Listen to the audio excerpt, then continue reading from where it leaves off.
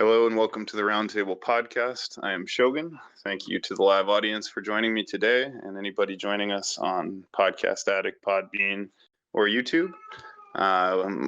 Today we're going to talk about Bushido and Budo, which are basically two words for the same thing. Shush, cat wants to go outside. And basically this is the code of the samurai, the way of the warrior. It's a lifestyle, it's an ethics code, an honor code, and a way of life that the samurai followed, and you can also follow today in some ways, well, in all ways. So we're going to talk about that because I'm quite interested in it. And then before we get started, we're the Roundtable Discord server. Find us by Googling Roundtable Discord. You can go to Discord and search politics or conspiracy theories. You'll find us at the top, the charging white knight on the black background. Basically, I'm going to be doing a little bit of a talk here. And then after that, we'll have an open discussion. If anyone wants to ask questions or whatever, they can. So basically, Budo is the samurai ethics code that they developed during, I guess, feudal Japan. And again, I'm not a historian. I don't know a ton about samurai or their, historical background. They'd be surprised with more. So I'm really just going to talk about what Bushido, practically speaking, is, how you can actually live, what it actually means. Follow that as your way of life. And obviously, I'm not an expert in this, nor am I like an exemplar of it. Obviously, fall completely short of being like a warrior in the sense that these people would have been, or people are today. But it's an aspiration, and it's at least a framework and a structure for living your life. But I don't claim to be living this life, but it is my goal, and it is how I'm understanding life now. So I guess the background I want to give is I was born and raised Christian, Mennonite community, church, Sunday school, Bible study, all that religious stuff, and very, very religious upbringing. And that was what was presented to me as how to understand the world, how to live, how to be a good person, how to navigate your decision making. It was all based in basically the Bible, religious education, and Jesus, and that kind of thing. Sin, good and evil, heaven and hell, Jesus and the devil. That was sort of what was given to me in a book called the Bible. And I studied it, and I read the whole Bible, and I got baptized, and I'm still a Christian today. However, I would say that Christianity did not give me what I needed to be a good man, to be a strong man, to succeed in life. It really was not a very functional way for this. It really wasn't, although I can be a addition to it. It was not a substitute for really bad. Yeah, I asked everybody before to tell me, so you should automatically tell me. Yeah. I thought it was going to get better, but it just got worse and worse progressively. I guess we'll just take a little break until we can find. Well, no, okay. So before I started the podcast, I told everybody that I would inevitably robot, and as soon as I did, like automatically tell me. So don't wait. And then I just said either just wait a second, I'll be right back, or just talk without me until I return. So I'm assuming my connection is fine now. And again, as soon as I start roboting, just tell me. I reset. I'm back, but don't wait and don't not tell me. That's what I ask before every podcast. So anyway, and that goes for everybody, not just you. So anyways, I would just say that Christianity doesn't really work. It doesn't really give people what they need. You can be loving and compassionate and all that, but it's not giving you the structure you need. So that being said, I also studied all different religions, Buddhism, Hinduism, I studied Islam, all different religions. I studied them. I didn't really find in them what you need either, except Buddhism has a lot of good stuff. And I'm not saying they don't have good things, but anyways, eventually I found Budo Bushido, and long before I found or even knew about Budo Bushido, I got into martial arts. So I started in judo when I was about maybe 14 years old, under an Egyptian Olympian, and started training judo. And before that, I did taekwondo, Krav Maga, and Shito Ryu. But judo was the first one that I was really got serious about. And I started competing, and I didn't want to compete, but my coach, and she was a warrior, like straight up fucking warrior from Egypt. Olympic medalist, she forced me to compete, and I really was not, and not a competitive kind of person, really. A very laid back, chill, easygoing person. I was quite shy and so forth when I was a kid. I didn't want to compete, but she forced me to, and I did really well, looking back on it. And I loved judo and got into it and continued with that. And then eventually I competed provincially and interprovincially, and then I eventually did that for years and won a bunch of medals and shit. And then I went to MMA, and so I got into Canadian Fighting Center. Started training with a world champion Muay Thai guy, was my striking coach. Really good black belt was my jiu-jitsu coach. That's when I learned wrestling. I love wrestling. So maybe my favorite martial art might be wrestling, kickboxing, boxing, Muay Thai, jiu-jitsu, judo, all that. And MMA then was my true love or whatever. And MMA is literally the greatest of things, greatest sport ever exists. And it's simply the combination of all the most functional parts of all martial arts that work together in the ultimate fighting style, which is really, everyone has their own style of MMA, but MMA includes everything that works from every martial art that works. There's nothing that, is excluded. So in my opinion, it's the true and perfect form of unarmed combat. It's what we call mixed martial arts. And it's amazing. But again, nobody at that point had said anything to me about Budo or Bushido. It's just combat techniques and strength and conditioning, competition and training. So anyways, after my divorce, as a way to cope with the grief, I went to Montreal, and I lived at TriStar, which is, in my opinion, the best mixed martial arts gym in the world. And my coach there was a guy named Firas Zahabi, and Firas Zahabi is considered a genius, not just at fighting, but like an actual genius. He's got, I think, a PhD in philosophy, and they call it philosophy because he's Firas Zahabi, and he's a philosophy, and he's got the philosophy of fighting, so they call it philosophy. And you can watch it on YouTube. I'll post it later. You can watch documentaries about TriStar. It's a legendary gym, right? And even before that at CFC, and this is just sort of the backstory to like this making sense of what I'm trying to say here. Before that, I was under Rufus Sport, and the head of that was Duke Rufus, who's Tyron Woodley's coach, the UFC champion. And I got to work with Duke Rufus. I got to do clinics with him. So I actually really got to train with two of the best coaches in the world, Duke Rufus from Rufus Sport and Firas Zahabi from TriStar.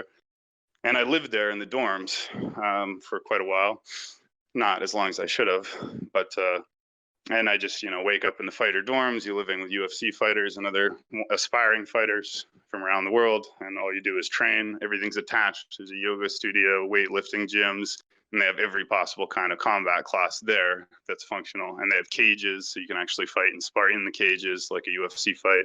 And I got to spar with Elias Theodoru. I got to work with Eric Spicely. Got to meet Aubin Saint-Mercier. I actually met Vitor Belfort. I didn't get to introduce myself or shake his hand, but I literally walked right past him. Again, you guys might not know these people, or you may, but these are legends, especially Vitor Belfort. I was actually under the same roof training with Georges St-Pierre, greatest living Canadian, and obviously a hero to every Canadian, and one of the greatest fighters of all time, right? Top 4 of all time. And I didn't get to work with him, obviously, but he was there training at the same time. And I lived with a guy named Mirsad Bektik, who was a Bosnian. Oh, shit. I hope he's Bosnian. I didn't get a nationality wrong. There's a lot of bad blood there. I'm sorry if you're not Bosnian. I'm pretty sure he is, but hopefully those weren't the people he ran away from. Anyways, he had a history with them, or they did with him. Anyways, good Lord. We'll cut that part out maybe. But yeah, so I got to see how he ate and get to know them and live with them and train with them and see how they get drug tested by USADA and all that. And so I got pretty deep into fighting, and I still fight in jiu-jitsu, Brazilian jiu-jitsu, through Gracie Humeda and Renzo Gracie. And I love it, man. I love it all. It's a lifestyle. But this has all been formulated, essentially. This lifestyle has been formulated as Bushido Budo. They mean the same thing. So Bushi means samurai or fighter, and warrior, and Budo means way, or Do means. So basically, we're going to break down how this actually works. So I conceive it in my own way. I believe that the code of all ethics is called benevolence. What this essentially means is that if you have good intentions to someone and you want to do good, if you're trying to help, if you're trying to be loving and good, then that is a good action. Anything motivated from that is good, and that's called benevolence. Benevolence means compassion. It means you want the happiness and well-being of other beings, and this is therefore good. So good is benevolence, well-meaning, kindness, compassion, right? It's pretty simple. The opposite of this, of course, is malevolence, which means wishing harm on other beings, which is sadism, right? You take pleasure in the pain of others is sadism, whereas compassion is you take pleasure in the happiness of others. So these are the two polarities of morality. Some of you have heard me talk about this before. So when you take pleasure in the happiness of others, you are compassionate and benevolent and therefore good. When you take pleasure in the pain of others, you are sadistic and malevolent and therefore evil. This is really all good and evil is. It is this simple, and it's black and white. in the sense that malevolence is evil, benevolence is good, right? So if you feed a puppy, good. If you kick a puppy, bad. Pretty simple. Now, Budo and Bushido is what comes after this basic moral principle. It's how do you actually actualize this and live your life? So essentially, Budo Bushido is honor, right? The way of the warrior is the way of honor, right? But then what is honor? Like what really is honor? Well, first of all, honor is a martial code in particular. So this is sort of the difference. There isn't really a code of honor in Christianity, for example, because Christianity is not a warrior religion, at least not the way it's been formulated. And honor pertains to warriors in particular. And technically, a martial artist is a warrior. If you look up the word warrior, it will say a skilled soldier or fighter. So technically, a mixed martial artist or a fighter who is skilled is a warrior, just like a soldier is. And that's why the code of Budo works for soldiers and it works for warriors. Now, you don't need to be a martial artist. You don't need to be a martial artist or a soldier to incorporate and follow Budo. But essentially, that's who it's for. It's the way of the warrior. So honor essentially is, I understand it as what's called your jacket. Now, if you're a police officer, you have a jacket.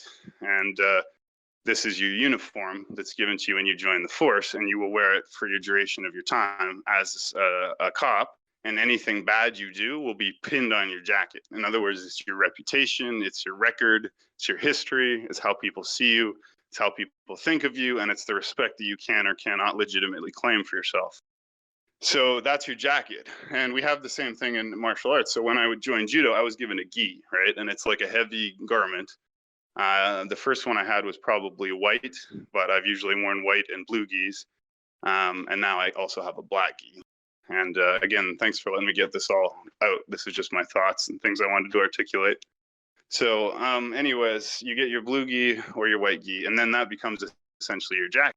Because you have a reputation in your gym, you have a reputation with your coach, your team and your gym has a reputation with all other teams in gyms, which come from lineages that go all the way back, teacher to student, to the patriarchs of these styles of fighting. So for example, I currently train under Renzo Gracie, so then you can literally go up the lineage to the Gracie family, and whichever member of it is the patriarch of this school, right? So these long histories to these gyms, and every single fighter who fights under that band is contributing to the honor or dishonor of that gym. So if I fuck up or behave in a bad way, it's not just impinging my own honor, but it's actually impinging the honor of my gym and my lineage, right? So I'm actually accountable to my coach, all my training partners, and the whole affiliate, right? Because not my gym isn't just here, it's like a global thing. They're all over the world. And so we're all part of these different families and teams. So in other words, your honor is that. So you have to conduct yourself with honor. And essentially, you keep your back straight, you keep your shoulders up, you keep your head up, etc. You carry yourself like a man is the idea. And what does that really mean? So honor then breaks down into three things, essentially, for me. Again, tell me if I'm roboting. Loyalty, respect, and honesty. That's basically it. So honor is made up of loyalty, respect, and honesty. So the reason loyalty is important, well, you can't betray your coach, you can't betray your training partners, you can't betray your friends, you can't betray your family. You have to, if you're a warrior, you have to be trustworthy to serve your master as long as your master is an honorable person himself. Betrayal is treason. Treason is punishable by death in a martial code, right?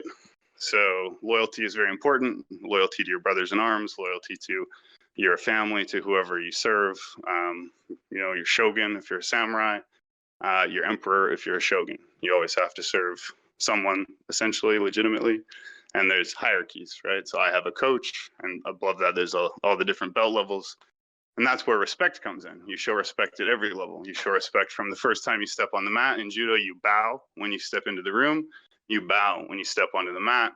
You bow when you approach your opponent. You step to the inner circle. You bow after the fight, right? So it's all bow, bow, bow. And even now I bow, even though that's not the culture in jiu-jitsu. In jiu-jitsu, we do the hand slap and the fist bump. But I still bow as well, especially if I'm fighting anyone of higher level. And definitely if I ever fight a brown or black belt, I'll always bow before and after, especially, if they're older. So you show respect not only to higher belts, but to lower belts. You show respect to everybody. You also essentially demand respect in the sense that any display of disrespect towards you would then have to be answered in a fairly direct way. So the difference between being like normal person and in the martial code as a normal person can have the privilege of allowing disrespect to go unanswered. But if you have a jacket, whether as a police officer, a soldier, or a martial artist, you can't do that. So in other words, if somebody disrespects you, right, then you would have to confront them about it, point out the disrespect, and demand that they, apologize or make amends or whatever the situation demands. And ultimately, if they refuse to do that, you would have to be willing and able to use some amount of force to respond to the situation. So, for example, if I was in my martial arts gym and someone came into the gym who was not one of the members of our team, or even was, and was wearing their shoes, right? Well, you're not allowed to wear shoes into the gym. You have to take them off. And let's say, he stepped onto the mat with the shoes on. You would then obviously have to say, what are you doing? Get off. You can't wear those shoes in here, right? But if for some reason he refused, you would then have to physically grab him and essentially grapple him and throw him out of the gym physically. And then, of course, if he fought, well, you'd probably have to fight back. And you'd probably beat them up or whatever. And the same thing, if someone spit on the mat, spit on you, tried to, whatever. Now, you don't use violence, like the whole thing is very controlled and this never happens. But the point is, same with a cop, right? If you ever go up to a cop and, call him a name or push him or anything, spit at him, he's going to deal with you. He can't allow that respect to go unanswered. The reason why is because he is a representative not only of himself, but of the police force that he's part of, the unit that he's part of. His uniform represents all other cops. And if he allows you to disrespect him, then he's allowing you then to disrespect other people. And he needs to preserve the reputation of his police force as something you can't fuck with and that is worthy of respect. So that's why these people, like people go, why are cops so full of themselves or why are, whatever. It's not even that they're full of themselves. They are doing it because of their brothers in arms that they need you to respect, right? So if they allow you to call them a pig, then you're going to call everyone else a pig and then, whatever. Now, I'm not a cop, but I train with cops and I train with soldiers and I train with prison guards in the service classes or whatever. And so that's the element of respect. You show respect. You also have to be shown respect. And again, respect is not like people giving you like praise or like worshiping you or anything like that. It means they can't impinge on the honor of you or your gym or your team. They have to obey things. So even in my gym, I wasn't allowed to wear a black gi. I made the mistake. I tried to go in there wearing a black gi. I got basically thrown out because no black gis allowed in that gym at that time. Now I can wear black gi because I'm under Henzo, but at the time I couldn't. So anyways, that's the element of respect coming from honor. We already talked about loyalty. We'll touch on honesty. Okay. So why is honesty so important? Well, because in a martial code, they say your honor is your life. And they also say your word is your bond. And so essentially your word is your honor. So what this means is if I tell you something, I'll tell you one reason why you can't lie, right? So let's say I told you a lie about myself. Like let's say I told you I was a black belt. Well, I'm not a black belt. But let's say for some reason I told you that I was. And then let's say inevitably you find out I'm not a black. Well, essentially this one little lie that I've told you, maybe to boost my ego or make myself look good, would then destroy my entire credibility forever on all matters with every person, right? Because as soon as well, Shogun lied about having a black belt. You didn't really have one. Why would you believe me about anything else? Then you wouldn't believe I have a master's degree. You wouldn't believe I'm 6'3". You wouldn't believe I'm even doing MMA. Why would you believe anything I say then, right? So that's why lying is never really worth it, because unless you have to do it for some survival reason or whatever, lying for personal advantage is never worth it because you'll inevitably be caught in your lies. And when you are caught in your lies, you will be completely discredited with all people for all time. And there's no way you can ever get it back, right? How are they ever going to believe you lied one time? How would you ever believe anything you say again? So this is why honor is so important, because imagine I'm a soldier in the field, or rather a samurai on the field, right? And I come up to a guy and I go, listen, I'm hungry. I need you to feed me. I'll come back and I'll pay you tomorrow. If you don't do that, then he's going to go and say, hey, that samurai, Shogun, he never came and paid me. Next time you're hungry in the field, you see a farmer, you ask him for food, he's going to know, I heard about you. You don't pay your debts, right? So this is why your word is your bond. Like people have to believe you when you talk, because if they don't, you won't be able to motivate them. You won't be able to lead them. You won't be able to explain things to them or anything, right? So you need that trust, and trust requires honesty. So essentially, it's just that beautifully simple. Benevolence is wanting what is good for people. Honor is carrying yourself like a noble warrior in the honorable way of the warrior. This depends on loyalty to your master, your comrades, your family, right? Your team, your gym, whatever is your units of responsibility, you must be loyal to them.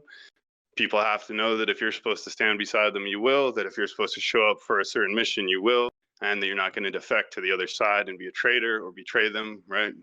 So you can't, your loyalty cannot be a question. You must show respect to your comrades. You must show respect to other people. You must even show respect to the enemy or to your opponent or competitor. You should show respect to yourself, which is the only part I really struggle with. And then also, you have to be honest. And honesty means not lying. You can not answer a question. You can change the subject. You can even evade a question by, answering it in a way that does not require dishonesty, but may not answer the information you didn't want to give away. But you can't actually lie. If you lie and you consciously tell a lie, it will compromise your honor, your self-respect, the respect other people have for you, and their trust in your loyalty. So therefore, honesty is important for the warrior code as well. So essentially, that's it. That's how I understand Budo, and it's even more simple than the actual system. So before I finish it, I want to go over the formal system, which is a little different and a little more involved. It's a good way of life, dude. So now that I've gone over my own understanding, Bushido, right, the way of the warrior, is actually composed of 7 virtues, right? So I gave you benevolence, honor, loyalty, honesty, and respect, which is 5 principles. I'm now going to tell you the traditional 7 virtues of Bushido. The first is called Gi, means integrity. Be acutely honest throughout your dealings with all people. Believe in justice, not from other people, but from yourself. To the true warrior, all points of view are deeply considered regarding honesty, justice, and integrity. Warriors make a full commitment to their decisions. Rei, respect. True warriors have no reason to be cruel. They do not need to prove their strength. Warriors are courteous even to their enemies. Warriors are not only respected for their strength in battle, but also by their dealings with others. The true strength of the warrior becomes apparent during difficult times. You, heroic courage. Hiding like a turtle in a shell is not living at all. A true warrior must have heroic courage. It is absolutely risky. It is living life completely, fully, and wonderfully. Heroic courage is not blind. It is intelligent and strong. Meo, honor. Warriors have only one judge of honor and character, and this is themselves. Decisions they make and how these decisions are carried out is a reflection of whom they truly are. You cannot hide from yourself. Jin, compassion. Through intense training and hard work, the true warrior becomes quick and strong. They are not as most people. They develop power that must be used for good. They have compassion. They help their fellow man at every opportunity. If an opportunity does not arise, they go out of their way to find one.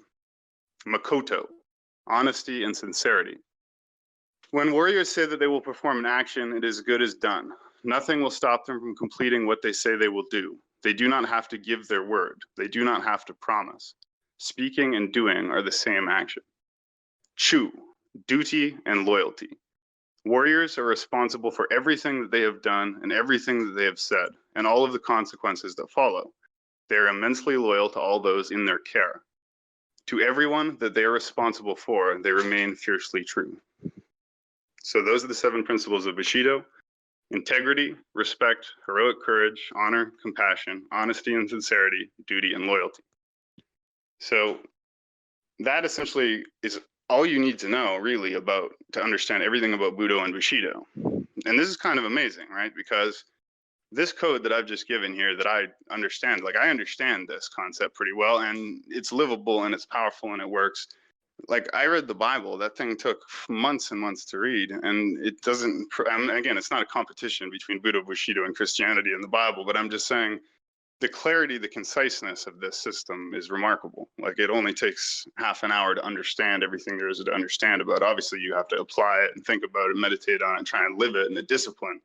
And the term that isn't used here is discipline, right? But really discipline is got to be considered one of these principles, because all of this requires discipline, training, fighting, competing, and following these codes.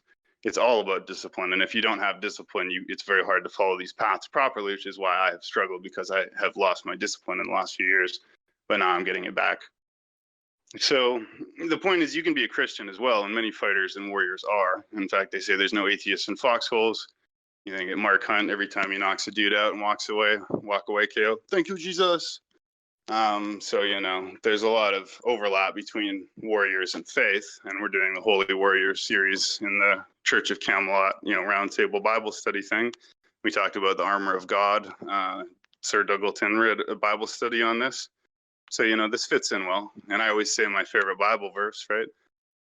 Blessed be the Lord, my rock, who trains my hands for war and my fingers for battle, right? That is a verse from the Bible. It's my favorite Bible verse. You also have wisdom is better than weapons of war, but one sinner destroys much good. And again, what this is telling you is that, yes, wisdom is more important than being a warrior per se, but a sinner can destroy good things like people or holy things or families or whatever, just through murder and evil. So the only thing that can stop that is what's being implied in this verse, right? It says, wisdom is better than weapons of war, but one sinner destroys much good. Well, then it's referring you back linguistically to the first part of the phrase, which is weapons of war. So what it's telling you here is you need weapons of war so that you can kill sinners to defend what is good, which they would otherwise destroy. And you also have in the Bible, the Lord is a warrior. The Lord is a man of war. Okay, so this is a verse also in the Bible. So we're told the Lord is a warrior. He trains our hands for battle and our fingers for war, and that we need weapons of war because sinners destroy much that is good. And also Jesus said to his disciples and his followers, he who has no sword, let him sell his cloak and buy one. It's a literal verse, despite what Soul Diver will tell you. It's not an allegory. He's telling his followers to sell their cloaks or whatever they need to sell to obtain the necessary currency to purchase swords, which are weapons of war. They have only one purpose, which is to fight and to kill. So this verse alone lets you know that Jesus was not averse to self-defense, and in fact, he required it of his early church.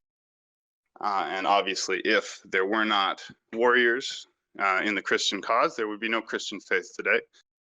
They would have been subsumed by Islam and jihad, and the only reason that there are still Christians and Bibles and a part of the world that is Christian is because of the people who fought to defend that faith. In the exact same way that if someone kicks your door down, your wife and children will die if you do not kill that man. So obviously your responsibility as a father and as a husband and as a good person and as a Christian and in every way is to kill whoever you need to kill to defend that which is good, if that is what must be done. And not to sound too comic booky, but it is only the strong who can do this, and therefore it is the strong who must do this. So Spider-Man, great power comes with great responsibility. I mean, realistically, the ability to kill someone with your bare hands fairly easily is a great power. And so you cannot be undisciplined, because if you are undisciplined, but you're a fighter, you might end up killing someone and then you would be the bad guy. And the same goes for soldiers. If they lose their discipline, they might shoot a child or a woman or something, and all of a sudden they're the bad guy. So if you don't want to be the bad guy, you better get a hold of yourself. And that's what I'm realizing. I got to get a hold of myself. So that's why Buddha is important. That's why Bushido is important. It doesn't conflict with Christianity. You don't need to be a Christian to follow it either. It has nothing to do with God, right? There's no reference to God in Bushido or Buddha. There's no prayer. There's no superstition. There's no magic. There's no heaven. There's no hell. There's just you, your life, and a way to live it so that you can have honor and people will put respect on your name and they will trust your word and you will be able to carry yourself like a man and like a warrior. And then also you'll be able to defend yourself and you'll be able to defend the innocent. You'll be able to defend your family, maybe even society itself from threats, external and internal. And also the reward of this is it's just incredibly gratifying. And the thing is, men in particular, I can't speak for women, are hardwired for combat. It's in our DNA. There's only a few things that are hardwired in our DNA, fucking, fighting, and fishing, so to speak, by which I mean fucking, fighting, and hunting. These three things are hardwired into us, right? These are genetic, socio-biological, evolutionary, biological impulses are due.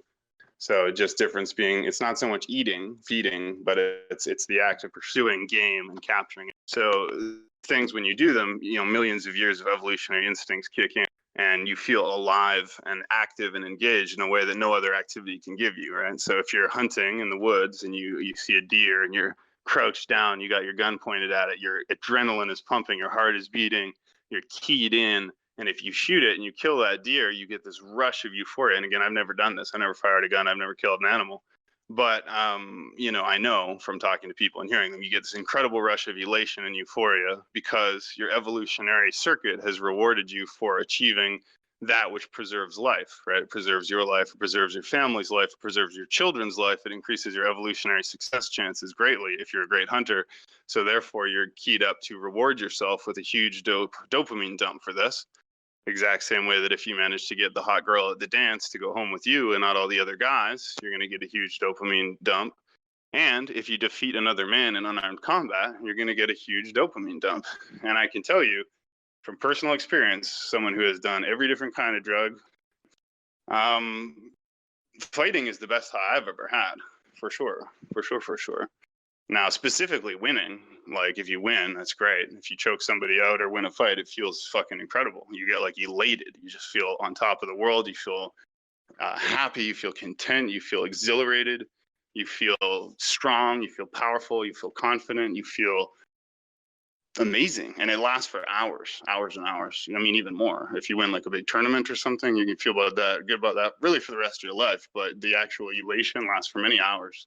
And it really is like a drug. And we used to have a debate. I had it a few times in the locker room with other fighters, and we would debate what's better, sex or fighting. And basically half the people would say sex and half the people would say fighting, or less than half would say fighting. But I always had to be honest. I always thought fighting was a better high than sex, more pleasurable, basically. And the reason why is simply because when you have sex, yeah, it's amazing. It means a girl wanted to give herself to you in that way. But when you win a fight, you had to take that. Nobody gave you anything. And that person tried with all their heart to stop you from doing what you wanted to do. And you were just a better man. You were stronger. You did what you were more skillful.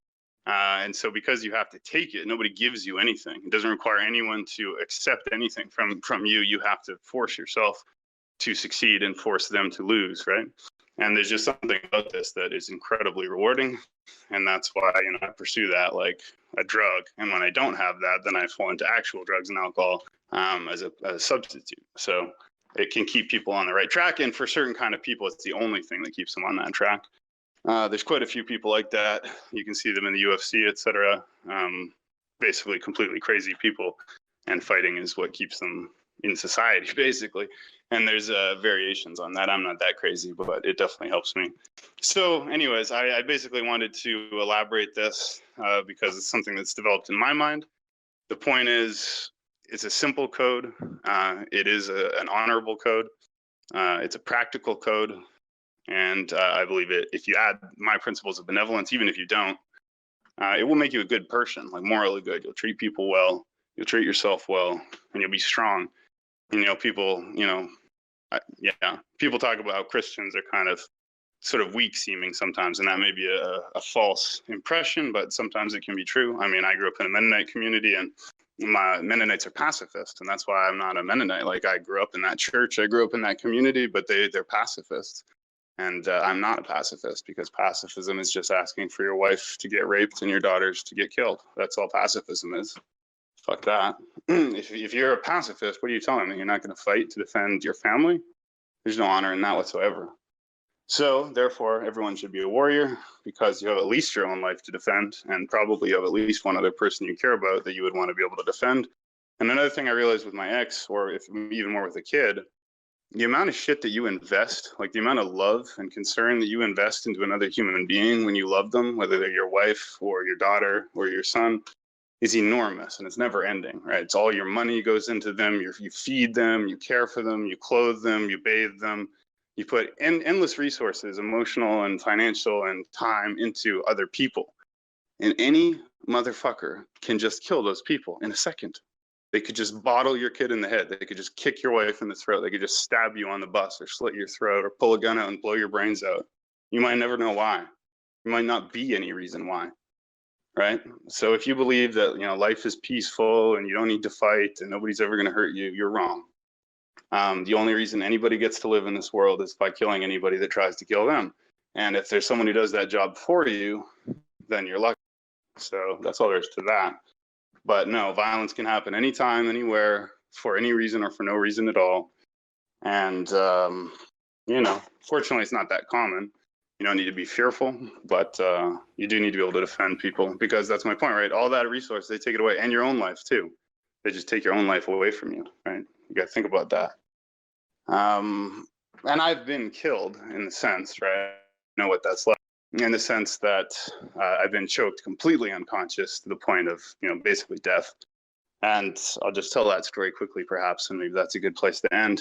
So I was just training in judo, and basically the guy got a nice tight choke on me with the gis. He's choking out the carotid arteries where the blood flows into your brain on both sides, and choking it out nice and tight. And I fought too long, right, which is a rookie mistake. You're too proud. You don't want to tap out. So when I did go to tap out, I actually went unconscious. So my arm was reaching from to tap out, and I went unconscious. So I never tapped out. So he didn't know that I was unconscious. So he was applying this choke really, really tight.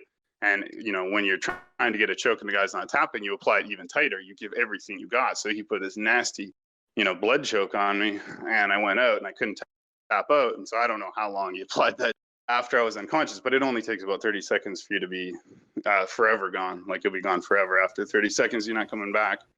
So I don't know how long it was. And I went completely gone into this like clouds. I kind of remember it as like pink clouds. That's kind of what I remember. And silver like bells and like this kind of weird place of nothingness, but pinkness and cloudiness. And then I just remember hearing a thud, thud, thud, thud, thud, thud. Thud, thud, thud, thud. And I was like, what in the fuck is that noise? That was the first conscious thought that I had again.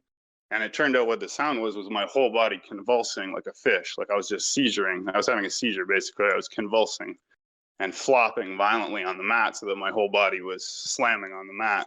And I was hearing it, but I couldn't feel anything. And I didn't know who I was, where I was, what I was, when I was, what was, right? I just heard the sound, thud, thud, thud.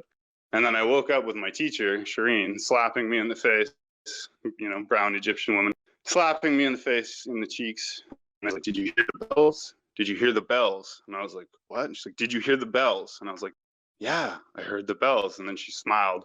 She's like, good job, and like picked me up. And so that's essentially what death would be like, because you can kill someone very easily by choking them out with a blood choke. And I was already there, right? I was already gone. So I, in a way, that's all death would be. And so Miyamoto Musashi said, the way of the warrior is the resolute acceptance of death. He said, generally speaking, the way of the warrior is the resolute acceptance of death. And I'll do another podcast about Miyamoto Musashi in the Book of Five Rings, which is one of the three great books, being Miyamoto Musashi, the Book of Five Rings, the greatest book of tactics, Sun Tzu, The Art of War, the greatest book of strategy, and Tao Te Ching by Lao Tse, the greatest book of spirituality. And I believe you combine these three books, you have the greatest book ever written, and the manual for a warrior. But and Miyamoto Musashi also said, to win any fight, you must fight as though you were already dead. So basically, that's kind of the goal, is to feel like you're already dead. Because if you feel like you're already dead, you don't fear death at all. And to be honest, I sort of have gotten there because I lost my marriage, I lost my house, I lost all these different things. I did attempt suicide more than once, I think, kind of, not really, but like sort of. And whatever, so I was ready to die. And now I have my life back and everything is good and I'm happy and healthy and focused on, competition, martial arts, winning medals. I want to win the Open. I want to get a gold medal in gi and no gi in the Open in the spring. So I got to train. I got to be disciplined, all these different things, and can't drink. Got to be focused and on track with Bushido Budo. So I wanted to talk about this to clarify my own thoughts, also to get this out to other people who may or may not find it interesting or useful, also to record a podcast for the content of the server. So thank you very much for just letting me drone on. I usually make these interactive and have a guest, and I don't usually do like lectures like this. And it was a little personal, and to be honest, but I'm always open book with you guys. So hopefully you enjoyed that or got something out of it. And thanks very much for listening and being here and being part of this community. I love you guys all very much. Love this community. And now if anyone wants to do an open discussion or just talk, we can. And we'll see if anyone wants to say anything. If so, go ahead. Thanks, Shogun. That was really good. I really appreciate actually being here now because this is what I've been doing most of my life. This art form of Bushido and the sword arts coming from Japan is something I believe I have an idea of what to talk about to add on to what you just mentioned. So I think a lot of people should know about the Shogun and specifically the art of the sword and what was really going on just a little bit. Um, my history is in karate with Alex Steinberg, who was Chuck Norris's, um, I guess they were partners, and they created a couple dojos. So Chuck Norris was, of course, the guy who worked with Bruce Lee. That was when I was a kid. Later on, I really didn't do martial arts until later on, and I came across Kendo. Now, Kendo is, I guess, a sword art form. It's the way of the sword, and there's a lifestyle of the sword. And as a beginner, there's this process for anybody starting a new martial arts, specifically in Kendo, and you go through stages, and they call it shuhari. Shuhari is where it's the obey period. Ha is the digress period, and ri is the separate. So usually obey is when you're a student, you're learning. The detach and the distress period is when you get to a certain rank, where get to figure out, you know what? You get to notice your own illusions, because the battle in the dojo, and as you get up in rank, you start to realize, I am nothing without my opponent. However, it's always going to be the battle with yourself, and there is no opponent. And over time, when you go through enough competitions, you get to see what your mind is saying to yourself to create your reality. In the deeper parts of it, Shogun, you had mentioned that there is no spiritual praying in Budo, and that's half and half, correct and incorrect, because all dojos in Japan, they bow to the shomen. And so the shomen is the space of the dojo, but it's also to the history of all the teachers before the dojo related to the Shinto shrine. So there is a balance between, the spiritual side of Kendo and Japanese swords and even, any sort of samurai art form, specifically Iaido, because that's what Kendo is. It stems from Iaido, which is the one cut throw. The point about the shogun and Iaido is that there's two sides of shogun. You have the good and the bad. The good ones are the soldiers and the masters who protect the beauty of life. And so some people don't understand, like, when the sword is released, it actually gives life, more so than what you would imagine, that when the sword comes out, it takes life. Yamaoka Teshu is probably one of the greatest swordsmen in the world. It's debatable to say if he's better than Miyamoto Musashi. We can have that conversation, but at least in 1856 to 1880, that his account was actual fact. Like, there is an account of him in the shogunate period at Edo, in the Edo period at Tokugawa Castle, where he was the general, and as a general, he negotiated a treatment or an agreement between the opposing sides to save the entire town by not having anybody fight. The people tried to kill him, and nobody could kill him because of how diligent he trained. He lived 45 years and died in meditation. Nobody could kill this guy, and he never, not once, there is not an account of him actually killing anybody. He never killed anybody. So how can you become the greatest swordsman in the world and never kill anybody? It's because of his compassion and his love for beauty. He trained so hard that when you read his account and his story, you'll notice that there was an honor within the battle. And in Kendo, sometimes you can actually win by not striking. And so to some people, they don't understand what that means. Like, how can you win without striking? It's because you value your life so much that you know that if you did swing, your life is going to be taken. And as many people that tried to kill Yamaoka Teshu, that's exactly what happened. They knew that whatever they did, they would die. So they would bow out and leave with their lives. And the last thing about Yamaoka Teshu, his whole story and his words is the sword of no swords. And when you go through Kendo and you go through Iaido and the respect to everything, you are blessed to know that you are the most important thing in the world, and so is everybody else with respect. So that's my thing about Kendo, and I've lived it all my life, it seems like. Thank you, Blue Steel. That was an excellent addition or contribution. I'm glad that you were there to add that to the podcast. Is there anyone else who wanted to speak? Bushido, Budo, martial arts, or anything at this time? Going once, going twice. All right, then. Do you think the principles of being a warrior applies to other things besides being an actual warrior, like physically, such as, like you said about competition, like when you defeat another person, you earned it. It's one of the greatest pleasures of life. You could even apply that to video games. You did earn it by being better than the other person, literally, while the other person did everything they could to prevent you from doing it. And I mean, it's being a warrior is like something everybody can be and should be, and are in a way, because not good ones, but this whole life is a battle for survival, battle against death. So, what do you think about that?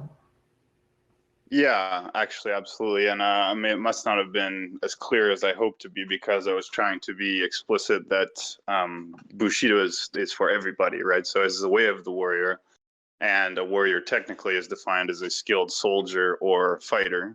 However, you're right in the sense that what I was trying to get across, like, I'm not saying this path is only for martial artists and soldiers, right? What I was actually trying to say is this is, in my opinion, is the best way for everybody to live, essentially.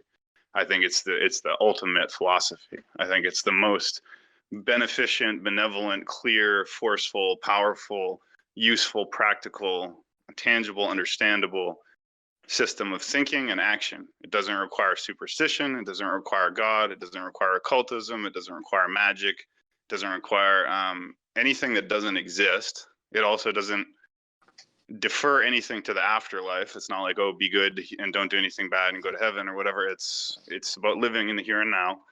And again, these principles absolutely are for everybody to try and follow in their life. Like, not only can you follow these things in your life, you kind of have to. And if you don't, you're going to pay the price, right? So what are they again? The 7 virtues of Bushido: integrity, respect, courage, honor, compassion, honesty and sincerity, duty and loyalty. Well, let's just look through these real quick and see how they don't only apply to fighters. Integrity, right? If you have your own moral code and you live with integrity to that, you're going to have self-respect.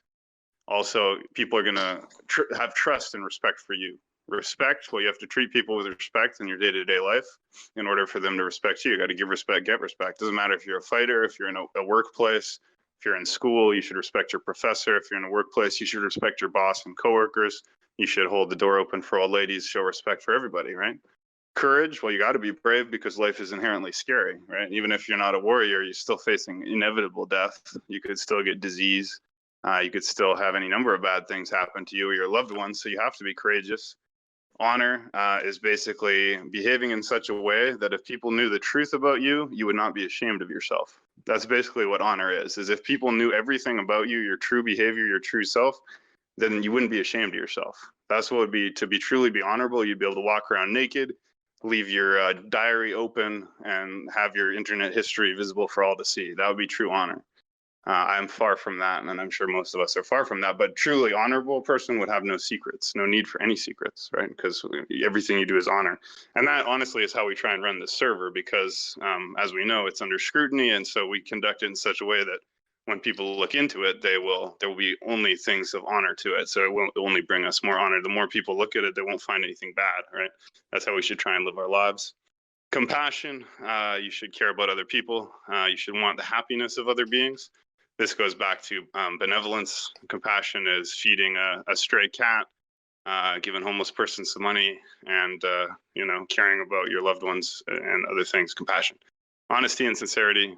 Your word is your bond. You have trust and truth. and duty and loyalty in a marriage, to your children, to your family, whatever, right? So in other words, really none of these things are in any way exclusive to fighting. None of them really have to do with fighting at all. So the reason that this is a samurai code is because the psychological and emotional stress and pressure of being someone who kills and dies on a regular basis and lives at the edge of a sword, it's so incredibly high pressure that the only kind of man who can withstand it without cracking and going insane is someone who follows these 7 principles, basically. So the reason why this code is for warriors is simply because warriors need to be such people as this to do what they do without becoming either evil or insane. But it applies to everybody, right? So yes, sorry, that was a long-winded answer, but yes, and like you said, combat has many forms. So you could say a chess match is a metaphor for combat. So it would be a StarCraft game or a video game competition, because all of that is competition, right? And any kind of skilled competition has an analogy to combat. Yeah, so that's kind of, oh, there's one last thing I want to say while I'm thinking of it. I think it's Miyoda Musashi. He said, live every day as though you were on the battlefield and you will become strong. So in other words, if you're on the battlefield under fire, right, you're going to do everything with discipline, with focus, with concentration. You're going to waste no movements. You're going to waste no time. You're going to eat properly, do everything properly because you're under such incredible pressure of the battlefield. So he said, live every day as though you're on the battlefield, you'll become strong. So live every day as though you're a warrior, you'll become strong, even if you're not in a war, right? Yeah, thank you for the answer. And one last thing about, like, fighting and defeating your opponents.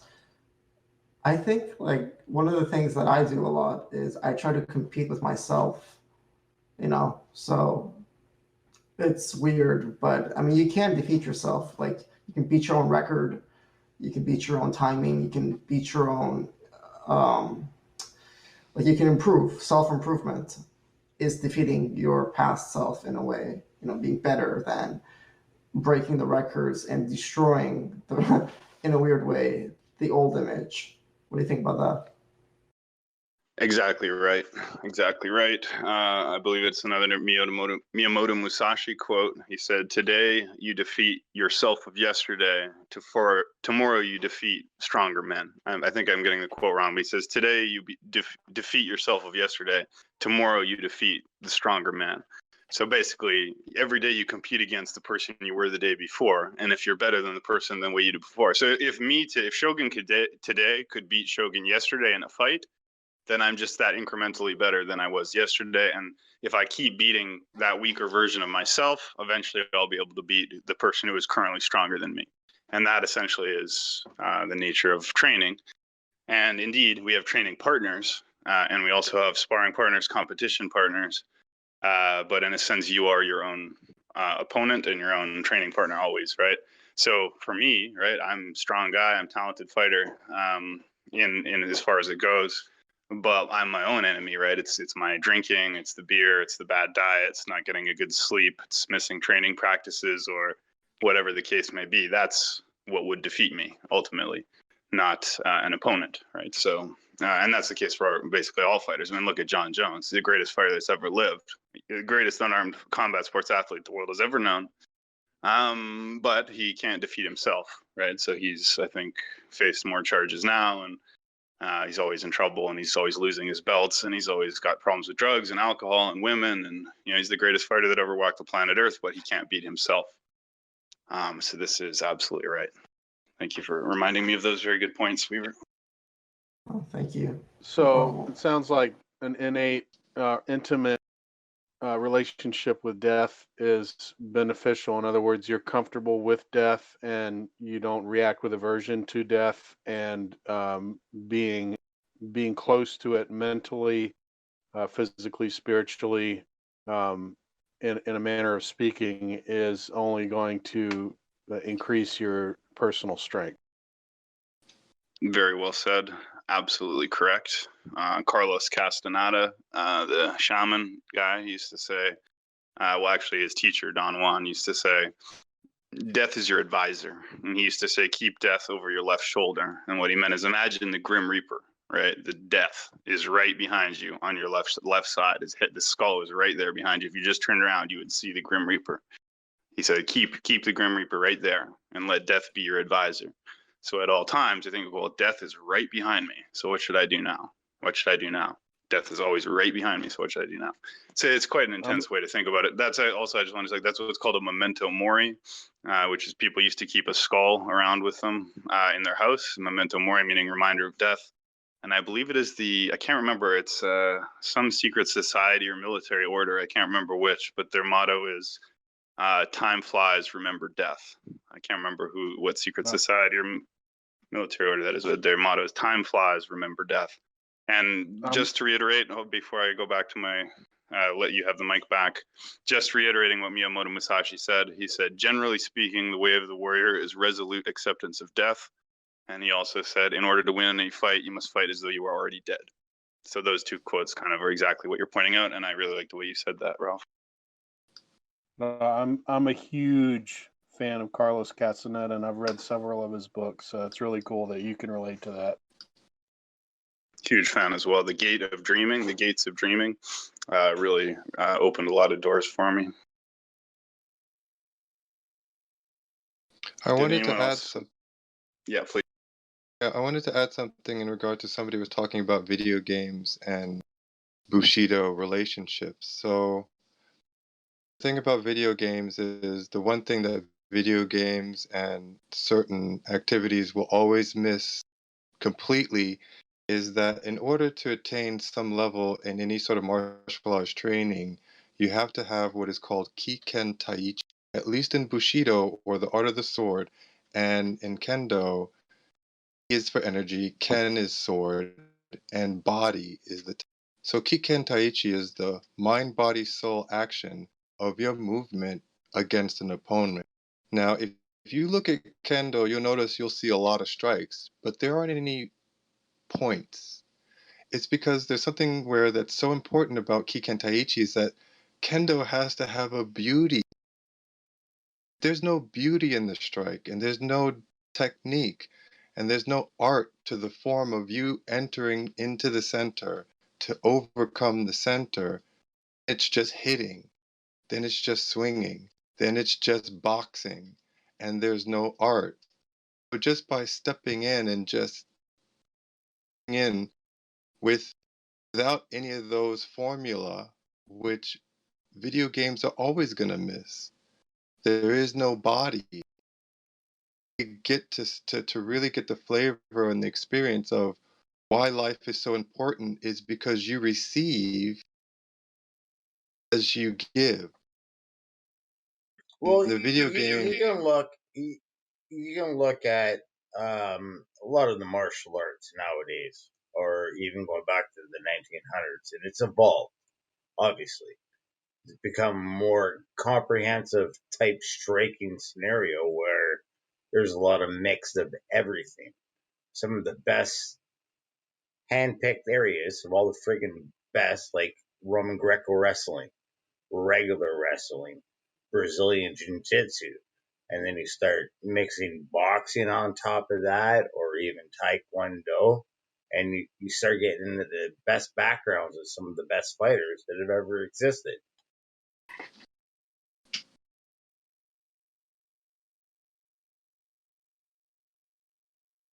I got disconnected. Were you talking to me? Sorry. Yeah, it was. I didn't hear the question. I just came back. Like the app just shut off and then it just put me back in. What did you say? I'm I sorry. was saying the evolution of martial arts. All right. Yeah. So MMA has become the handpicked best things of every other martial arts. All right, around. So I said Roman Greco wrestling, regular wrestling, like Olympic style and stuff like that. Some of the Muay Thai boxing guys that in the MMA that have a crisp jab. You know what I mean? They could do the flying Superman punch, like just like a whip.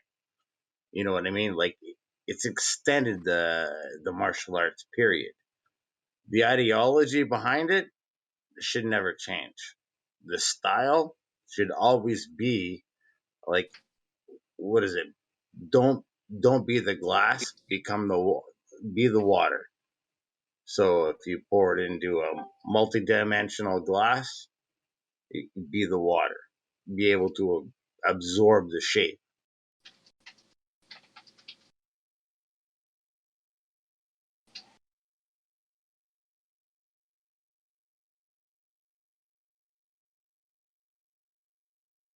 I Hello? mean, I hear what you're saying.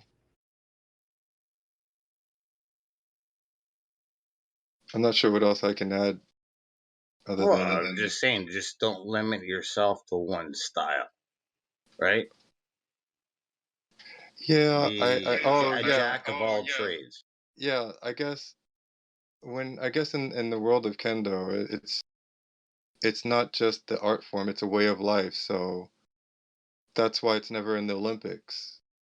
It's not, even though they do have competition. It's just part of this. It's part of the lifestyle, and it's kind of the same thing as I Ching. A lot of people don't know about I Ching, but I Ching is not an oracle. It happens to be a lifestyle too, and it talks about planets. I found out too, learning from this guy from China. But Kendo is a lifestyle, and so you incorporate that respect, honor to yourself to anything you do when you learn about some of this.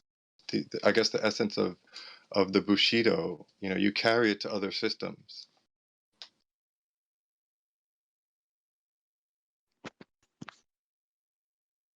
So we're gonna give one more turn here. Does anyone want to say anything on the? Sorry about that. Am I back? I think so. Okay. So yeah, I just want to thank everybody for attending. Thank Tech and Weaver for recording. Thank you, Blue Steel, for your contributions regarding Kendo and EI. And thank you again to everybody for being in the round table, for listening to me ramble on. And yeah, I appreciate y'all. So find us on the Roundtable Discord server, theroundtablediscord.com, Google Roundtable Discord, or find us through Politics and Conspiracy on Discord. We're on all social media, Facebook, Instagram, Twitter, etc.